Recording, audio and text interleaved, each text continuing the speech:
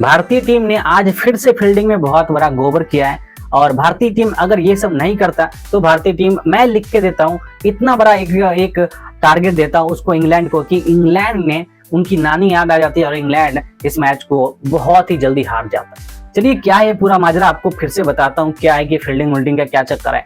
तो दोस्तों सबसे हम बात करते हैं, फील्डिंग की बात हुई है तो सबसे हम फील्डिंग से बात कर लेते हैं। तो दोस्तों अगर इंग्लैंड का जो 5वां विकेट गिरता है, 84 रन पे 5वां विकेट गिरता है, उसके बाद क्या होता है, एक भी विकेट गिरता ही नहीं है, गिरता नहीं है बिल्कुल भी, एक भी विकेट गिरता नहीं। उसके बाद सीधा इंग्लैंड का जो विकेट गिरता है 387 रन पे छठा विकेट गिरता है और 302 रन की जबरदस्त पार्टनरशिप होती है और बहुत ही बड़ा पार्टनरशिप होती है। लेकिन इस बीच में अगर बात कर दे फील्डिंग की, जब बात हम किए तो फील्डिंग तो आएगा ही आएगा, फील्डिंग क्यों नहीं आएगा। इस बीच में अगर हम बात करते हैं फील्डिंग की बात करते हैं तो वहां पे कप्तान शुभमन गिल ने भी एक कैच छोड़ा है और वो हो सकता था, कैच हो सकता था। अगला हम बात करते हैं यहाँ पे ऋषभ पंत ने 2 कैच छोड़ा है और जो कि वो दोनों के दोनों कैच हो सकता था। और एक अपने फॉलो थ्रू में यहाँ पे वाशिंगटन सुंदर ने भी कैच छोड़ा है। चलिए वाशिंगटन सुंदर का थोड़ा सा यहाँ पे हार्ड था, लेकिन मानेंगे उनका भी कैच, वो भी कैच हो सकता था।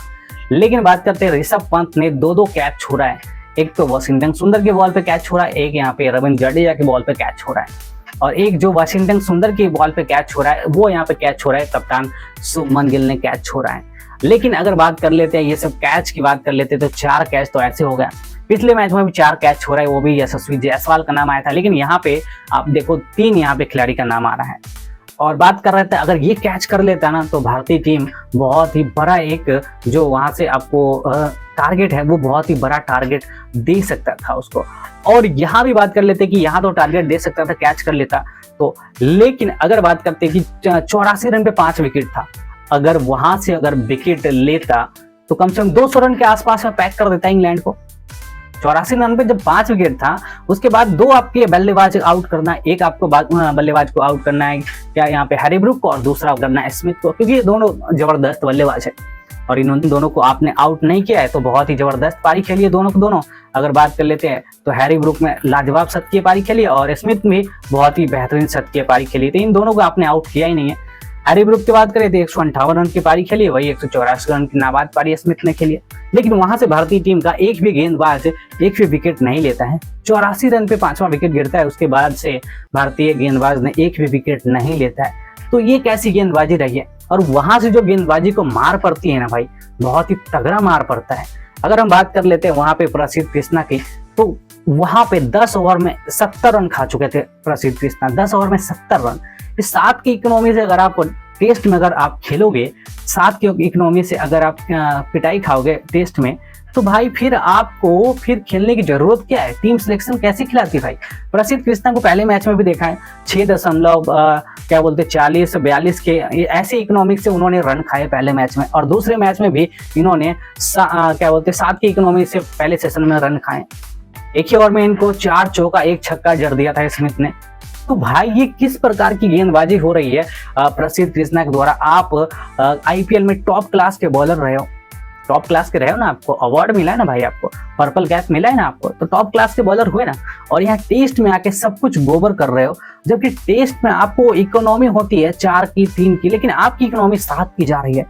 आप तो भाई यहाँ पे 2020 यहाँ पे खेल रहे हो, टेस्ट में खेल रहे हो, ये तो भारतीय टीम को देखना पड़ेगा।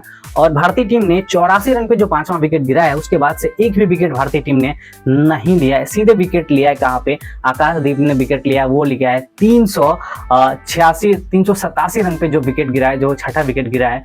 तो ये जो भारतीय टीम के जो 302 रन की जो एक बड़ा पार्टनरशिप हुई है इंग्लैंड के बल्लेबाज हैरी ब्रूक और स्मिथ के बीच में, दोनों के दोनों यहाँ पे शानदार पारी खेली। एक 152 रन लगाए और 158 रन लगाए हैं हैरी ब्रूक ने, दूसरा 184 रन लगाए स्मिथ ने, और इन दोनों के पारी पे इंग्लैंड ने 407 रन बनाने में कामयाब हुए। लेकिन 180 का यहाँ पे लीड मिला है भारत को, और भारत ने अभी यहाँ पे पहले दिन का जो आज का दिन का जो खेल खत्म होते होते 64 रन 1 विकेट पे बना लिया है और जायसवाल का आउट हो गया, जायसवाल आउट होके वापस जा चुके। वही बात कर ले, भारत को टोटल लीड मिल चुकी है, 244 रन का लीड मिल चुका है भारत को।